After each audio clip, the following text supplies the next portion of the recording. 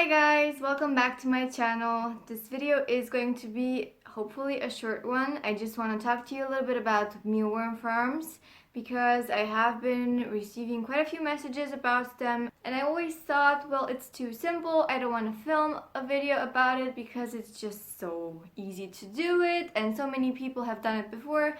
But since the requests are getting more and more, I decided that I am going to film one today. Just a short video to tell you how I keep my mealworms alive and how I make them or have them breed. And the reason why I like to do this, first of all, because I'm pretty lazy and I don't want to go to the shop and purchase fresh mealworms every couple of weeks or once a month. Yeah, I'm that lazy.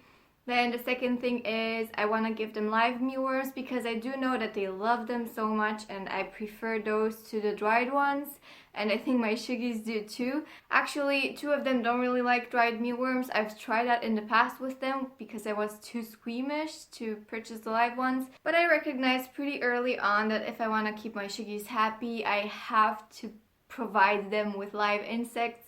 And that's how I pulled myself together and started purchasing live mealworms and feeding them the live mealworms. Another reason why I do this is because it's pretty easy to keep a mealworm farm, especially if you're doing it my way. I've seen a few videos on YouTube of people doing it, and usually their system is a teeny tiny bit more complicated. It's probably better, more accurate. I don't know exactly, but I'm pretty happy with the way I keep them and with the way they evolve in here, so I think it's okay. And then of course I just know that the muleys are kept in a clean environment. There's no mold, there's simply nothing in there that they could ingest that could make them sick, because I don't want to feed my Suggies sick mealworms. Of course, if you purchase them from a trusted seller, that shouldn't be a problem either, but personally I'm very paranoid, so I prefer to do it this way. I just prefer to grow them myself. I'm just going to dive right into it now because this intro has been long enough. So I have a couple items in my kitchen because that's where I keep my mealworms that I use for the mealworms. That is a sieve for cleaning the mealworm farm.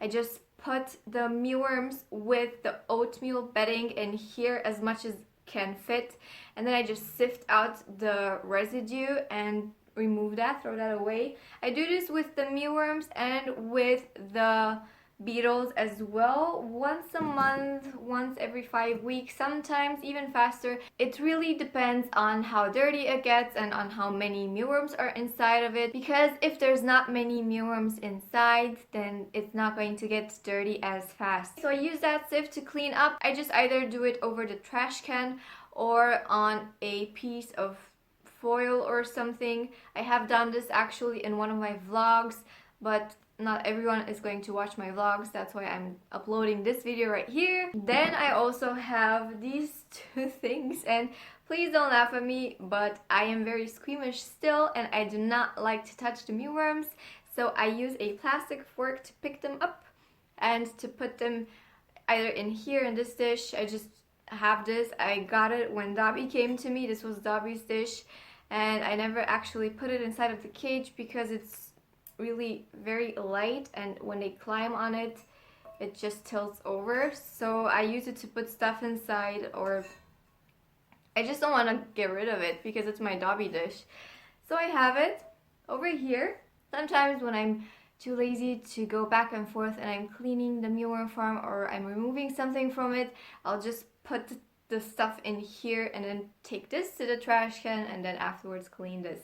But you don't have to do that. I like to keep my mealworms on oatmeal, so whenever I buy it for the Suggies, because they do like to munch on it, I keep most of it for the mealworms because the Suggies are tiny and they don't need that much, and the rest of it I'll just give the mealworms. Then of course they also need some moisture, and every couple of days I like to take a couple slices of either sweet potato or carrots or apple and put them inside overnight and then take them out the next morning.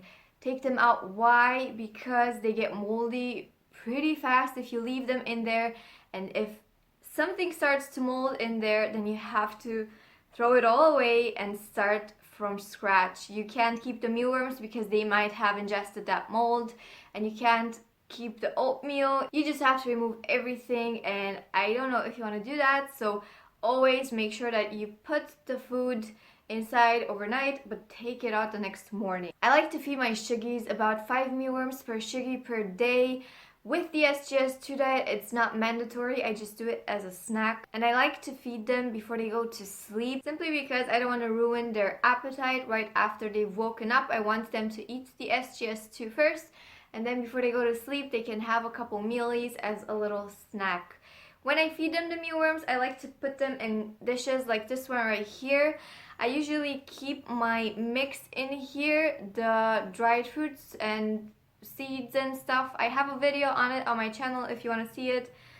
And I just put the mix in here that I have made for the month, and then put the mealworms, put it inside a cage. The Suggies already know it's time for our last feeding, so they just get out from their pouches and have a little snack before they can go to sleep. So just in case you're wondering, I'm still using the snacky mice, but I've decided to only use them supervised just to be on the safe side. So I put their food in here, and then I add the mealworms on top, put it inside a cage, and that's that. Now let me just quickly show you the mealworm farm before we finish this video.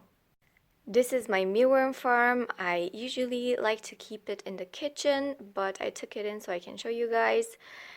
So I only have 2 drawers. It's not what you would normally see on YouTube, because usually people like to keep their mealworm farms on 3 levels. So I only have 2 drawers. I also like to keep the items that are somehow related to the mealworm farm on top of it. So I have over here the dish with the fork and also the sieve. I just took them out as they were. So down here I have the beetles, and right now they are feeding on a couple slices of sweet potatoes. They are on their bedding. And then on the top we have the mealies, and I have a few small ones, the young ones, because I did just clean the farm a couple days ago and added all of the babies to the older guys. And that's why they're mixed, but it's okay. So far, I've never had any problems because of it. So what I like to do when I clean the mealworm farm is, first of all, I like to gather all of the beetles. Usually, I just put them inside of this dish, and they do fit. I think I have around 30 of them, not more. And as you can see over there. So after the beetles have been removed, I simply like to take the oatmeal out, put it inside a sieve, give it a sift, and then when it's cleaned up, I put it in a separate bowl, and then I clean up this drawer as well, just the same, just sieve it through so that all the dirt is out. And then I just put everything together, all of the mealworms, the new ones and the old ones. And then over here, I always add a clean, fresh layer of oatmeal. And that's about it. I think there's not much more explaining to do. Just never forget, always remove the food after maximum 24 hours. Though I do suggest you just leave it in for 12 hours, especially in summer. And you should be good to go. You will see mealworms in, I think, around, I don't know, 6 weeks or so. I never actually paid too much attention to it. So one last thing that I do have to add, because some of you may not notice, is eventually some of the mealworms transform into larvae, and that's when you either feed them to the Suggies because they still love them very much, or they will eventually develop into beetles. And usually I just let them in here develop into beetles if they manage, and then I put them in the lower drawer, and that's about it. So nothing really difficult. I know some people like to keep them, as I said, in 3 different drawers, one for the mealworms, one for the beetles, and one for the larvae. Personally, I have come to the conclusion that this is more simple and pretty effective, and I can't complain. I'm really happy with my system, so I just wanted to share it with you guys. So that was about it for today's video. Thank you so very much for watching. I hope you enjoyed it, and I hope you learned something from it. Please give this video a thumbs up if you liked it or if you found it helpful. Comment below if you have any questions. Subscribe to this channel if you want to see more videos like this one. Please subscribe to my vlogging channel if you want to and are interested. I post videos more often over there at the moment, though not as often as I used to, but still I do. So in case you're interested, I will add a link to the channel in the description box below. We have Facebook, Twitter, Instagram, and Snapchat, and I will add all of those links and names in the description box below as well. So thank you very much for watching again, and I will see you next time. Bye!